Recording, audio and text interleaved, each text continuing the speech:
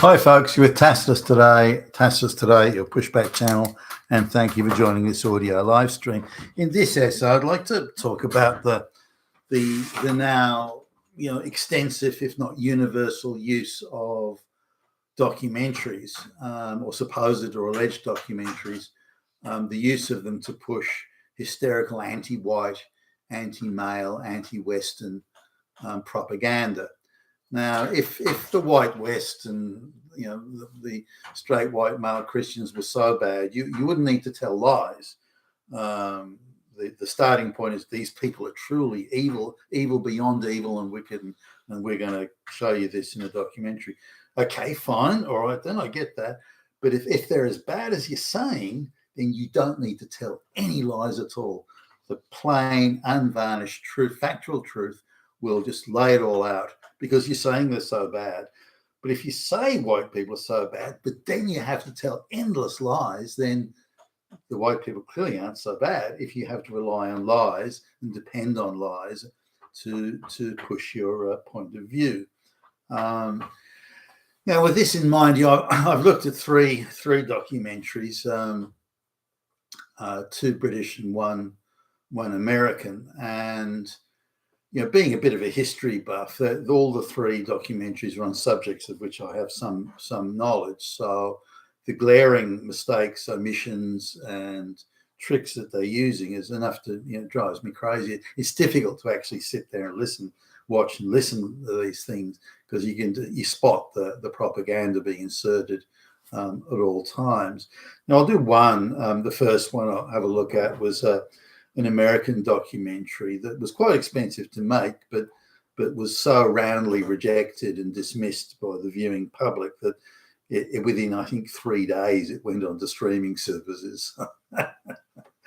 That's how poor the take-up's been. Now, the documentary, and I made some notes here, but it's not a documentary, it's a propaganda piece. Now, there are some parts in it that don't sort of peddle the World Economic Forum globalist talking points, but not much. And the bit the angle of this that particularly irritates me is how that each propaganda insertion into the so-called documentary is strictly in accordance with the globalist talking point mantra of how evil white people, colonial and slavery. It sticks absolutely onto those talking points. Again, confirming it's propaganda and confirming who's directing the traffic here. We want you to say this, you have to say that, you have to present it this way. So the documentary maker, who, by the way, at a time sort of long past, has made some quite good documentaries, which I've seen. Now, I went back, this particular documentary maker, I went back to a documentary that I saw, I don't know, 20 years ago now, it must be, that I thought was quite good. And I thought, well, maybe I was looking at it naively through rose-colored glasses. In reality, it was just as bad as this one. I just, perceived it differently. But I went back, no, it is. That documentary from 20 years ago is quite good. Still holds up, I think.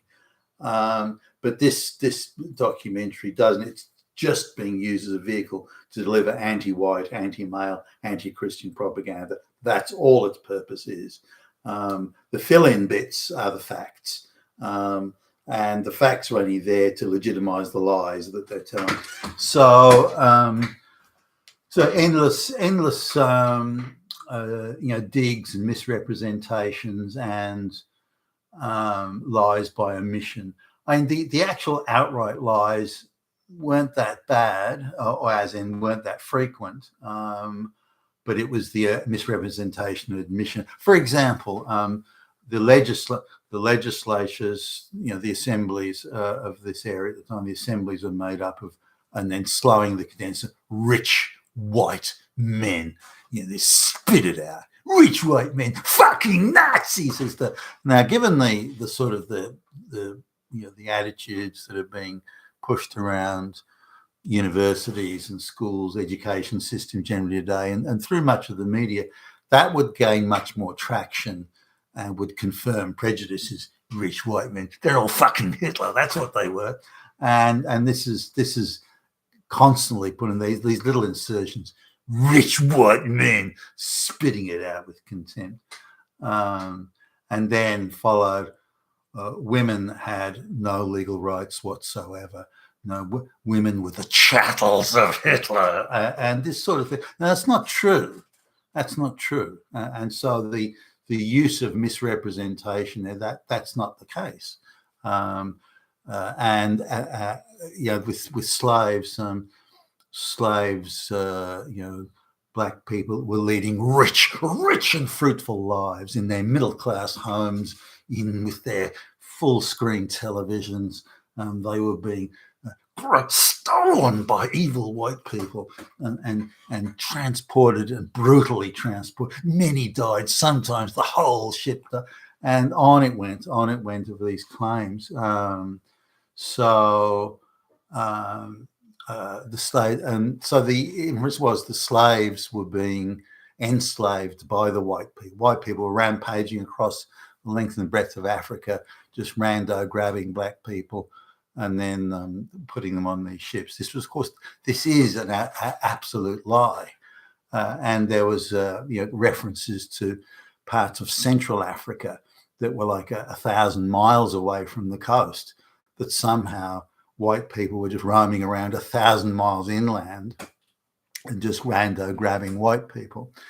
There was a diagram of where many hundreds of slaves were packed into a ship and then had to endure a 2-month sea journey, and they all died, which was the inference. And so somehow the slavers that were paying big money for these slaves that had been enslaved by other Africans, there's not a single mention that these slaves were enslaved by other Africans. Not a single mention that the African social structure amongst the other Africans was built on slavery. No mention of that at all. The inference was that these people were leading free and fruitful lives, middle-class lives, and then were taken, and this was evilly taken away from by these evil, terrible Hitler Nazi white people. That's not true. Africa was a slave society. Everyone was a slave. There was not a single mention that slavery had been an institution for thousands of years. The inference was that it began with white people invented slavery, and they did. And the reason they enslaved Africans was because of racism, not because they needed the labor and the workers. No, nothing to do with that. It was racism. That's why they did it. And this is, of course, a huge talking point today. The difference in outcomes between black and white people is purely racism. Similarly, the so-called historians that they quote here, they're not historians, and if they are historians, they're diversity hires into the university education system. And it takes 10 seconds online to look and see every one of these people, every fucking one of them that they put up as an independent historical expert is an activist. There is not a single person they're using who is not an activist. And now I don't mind, they can use anyone they want, but they should introduce, Billie Jean is an activist and who has written numerous papers about the evil, wicked Nazi fascist white men enslaving black people. So you present her or him, whoever's doing the thing, as an activist, and they quote a number of black so-called professors that are also just rabid activists. And these people, and I'm sure they've edited their utterances anyway, but putting up these people as independent experts giving impartial opinions is just plain wrong. They're not. They're activists giving activist opinions. And these activist opinions are, it's clear that the richest colonies in the United States or in the Americas were only rich because of the black slaves that were working there, and the poorest ones were only because white people worked there. And this proves that America became rich because of, the white people enslaving the black people. And again, this is an outrageous lie. It's simply not true. But these sort of utterances are being made by these so-called experts. Now, again, I know if the person is introduced as an activist in the area, as that, in the screen they put, Billy Bob, well-known activist in the area and hater of white people or something like that. Fine, that can be there. And then that gives you some context to work with. Well, I've got to treat what that person says with some suspicion, and reasonably so. Or instead of calling it a documentary, they can say this documentary or this I don't know what we wouldn't be called a documentary. This series that we're doing contains many activist views and views of activists who are rabid anti-white, anti-Christian, anti-male hate. This sort. They could put that there. So again, to treat it with suspicion. But the problem I've got is don't put it up as an independent factual account. It's not. It's far from it. It's nowhere even close to that. It's a piece of activism that's being put out, and you're trying to hide behind the documentary on the basis, look, this is all accurate. Look, it's a documentary. Must be true. When it's nothing of the sort. They're just race grifter activists, these people. And again, this idea that every African enjoyed a rich, free life, of bounty and wonder in Africa until evil Whitey stole them is just an absolute fucking lie. Now, there were some other things here where the Indians, the North American Indians, for the most part, were they moved around seasonally around, they were hunter-gatherers, nomadic hunter-gatherers for the most part, and may have had quick-growing yams or something that they might have grown in the late spring when they arrived in a certain area that was conducive to growing. But other than that, they didn't have the cities and the so on. That they were a nomadic people. Now, sure, you can find, in some places, given that the weather was clement all year round, maybe they didn't move so much, but certainly in the for the most part, they were just nomadic hunter-gatherers. But the inference was that these Indians the North American Indians had very successful, large-scale, broadacre farms that were rich and bountiful, these rich, bountiful farms, and white people came along and just stole it off them. Give me your bountiful, rich, fertile farm. That didn't happen. Only white people had the technology and know how to put buildings together and run livestock and to have the farming, agriculture, producing lots of surplus crops. And only white people had that technology and know-how. The idea that the North American Indians were doing it and their farms were stolen from them by white people, therefore white people did no work. They just took all the good stuff that the Indians had done. That's just a lie. It's not even remotely true. So why push those lies? So again, it's very consistent, though, that with the activist talking points of the day, that white people came along, kicked the Indians off their rich and fertile farms, and no, that's not what happened. Now, when the inevitable conflict between Indians and the settlers and the pioneers occurred, which it did, by the way, and got quite ugly. There is mention of how it went down, but it's done from a very one-eyed point of view. When the Indians killed the settlers and the pioneers, it gets a quick mention. But when the white people retaliate or kill the Indians, then it gets a long, juicy paragraph with lots of, the horrific action of the evil white Nazi, that type of delivery, the righteous indignation of it all. Whereas the Indians are running around killing whites. Well, those white people shouldn't have been there anyway.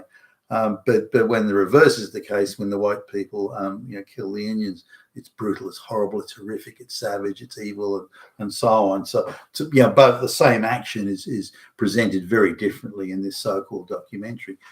Now, the Indians would, rather than hit the areas where there was, say, a contingent of military men, the Indians would tend to go to an outpost, where there was some white settlers on their own in a house with maybe only, one guy with a gun, and they would, they would go in and kill everyone in this small settlement, often doing so with great brutality, by the way.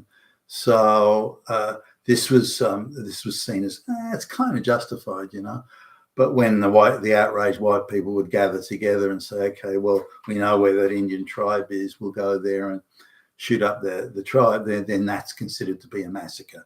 But if it's the other way around, then it's just Indians sticking up for themselves. So again, a very two-tier way of looking at things. Now, I stayed on this for as long as I could. The thing goes for, I think, about 7 hours. I got to sort of the end of 2 hours, and as much as I could take, it was driving me crazy with annoyance. Saying, look, if white people are so bad, you don't need to tell lies. Why do you tell so many lies? And again, if you have to do that, it means that white people are nowhere near as bad as you're claiming. And that's something that we need to really deal with documentaries today. Someone's got to this documentary maker and just told him, look, if you've got to let us insert our propaganda, which is always anti-white, anti-male. And even things like that they went through and invented, girl bosses from the 1750s.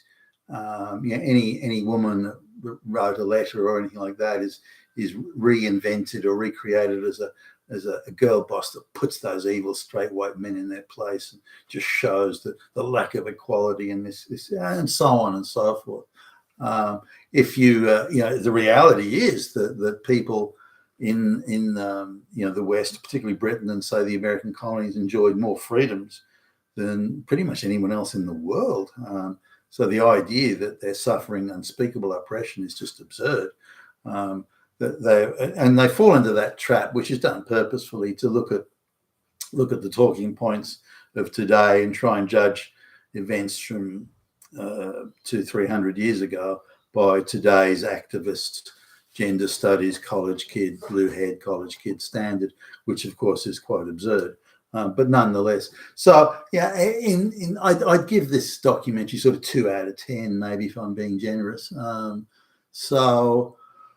Looking at the other documents, they pretty much follow that same script. Outright lies, not so many, but by omission, pretending that slavery was only a white thing, for example. That even though they omit to talk about other slavery that's been going for thousands of years and still is today, that's effectively a grotesque untruth. And it just goes on and on with this. But again, I come back to this thing. If white people are so bad, you don't need to tell lies, which of course is exactly what they're doing. You've been a Tacitus today, your Pushback channel, and thank you for listening.